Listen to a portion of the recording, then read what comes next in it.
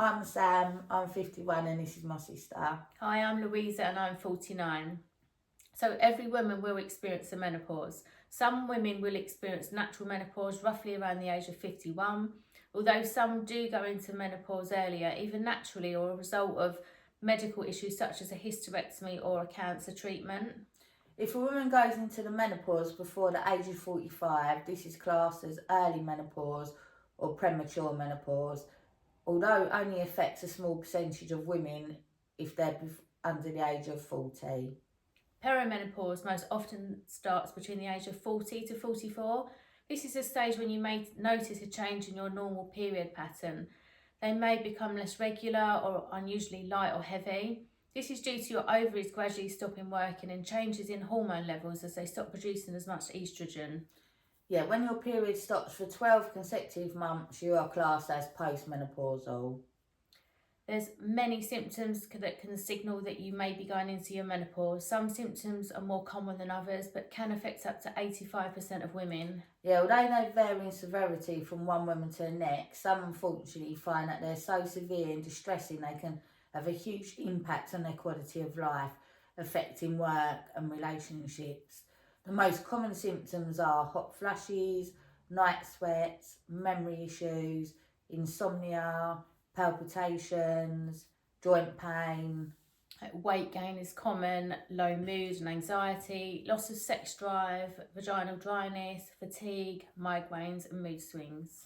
Yeah, other issues women may find is like thinning hair, but this can also be due to other health issues such as thyroid disease. Or perhaps like unwanted facial hair, usually on the chin, that can be really coarse. This can be a result of the increases in the ratio of testosterone to estrogen.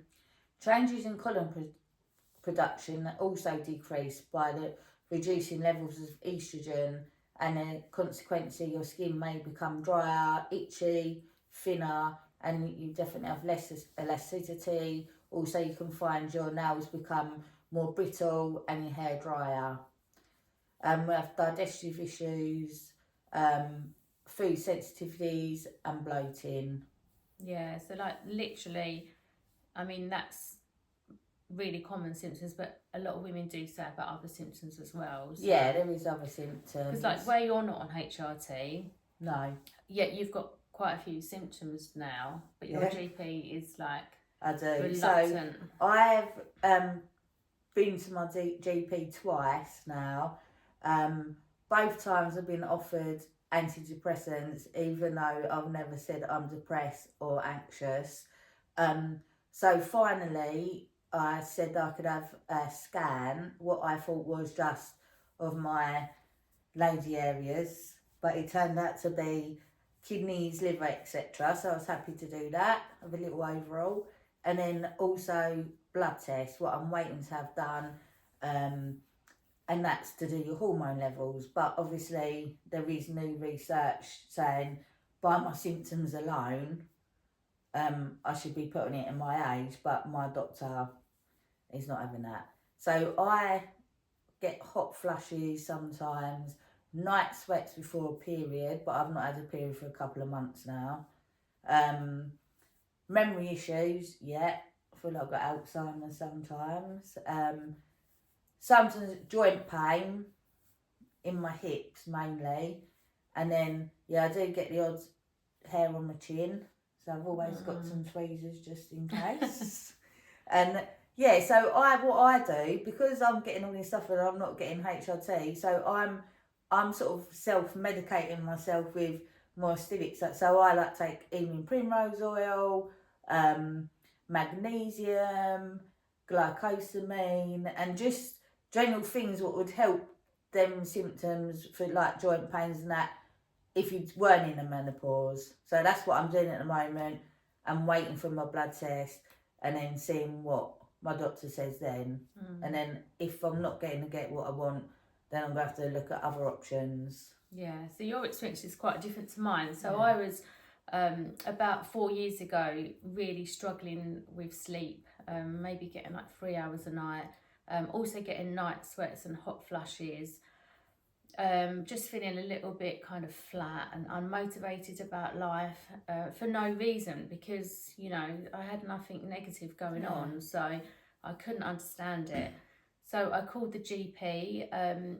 She was happy to speak to me on symptoms because I was over the age of 45.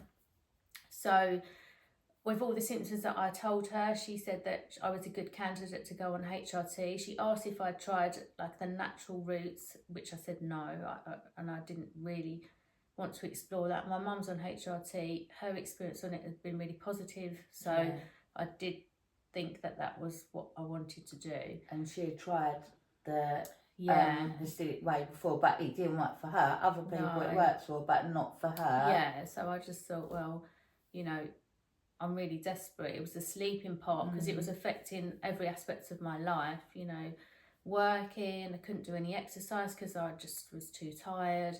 So I went on HRT. I was on a pattern of 2 weeks on, 2 weeks off of progesterone, and also taking an estrogen spray. There was an improvement, but it wasn't amazing. Like, my sleep never improved at all, but the night sweats did improve. And my mood improved. So I felt, quite a lot better in myself, but I kind of plateaued and it remained the same. And I realised when reading a lot of information out there that I could really make more improvements than I was experiencing. So I did approach the GP. The GP's knowledge was really limited, and she kind of wasn't totally sure how to move forward. So I decided to go the private route, which I'd done about 5 months ago. So I went to a private clinic, explained everything, had to fill out a lot of forms, and they came up with a completely different plan.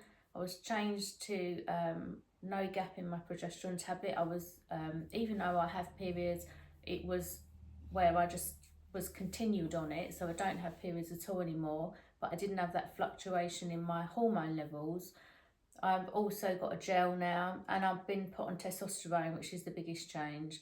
I'm not sure if it's helping me at all. I don't know, because I've done it at the same time as changing my HRT, but I certainly feel a million times better. I'm sleeping sort of 7 hours a night. A bad night is 6, which is incredible to me, and it's made a massive difference, hasn't it? Like, I'm back to the gym.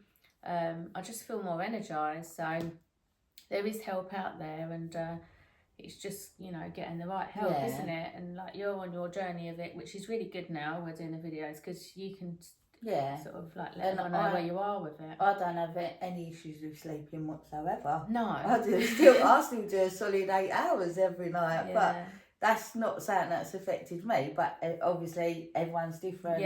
Everyone has different symptoms. So thank you for joining us again. Hopefully not as robotic as last time, and we will get there. We will show our personalities more. But thank you very much, and put in the comments anything you want us to discuss or anything you'd like us to talk to you about. That would be helpful, and hopefully see you next time. See you next time. Thanks for watching.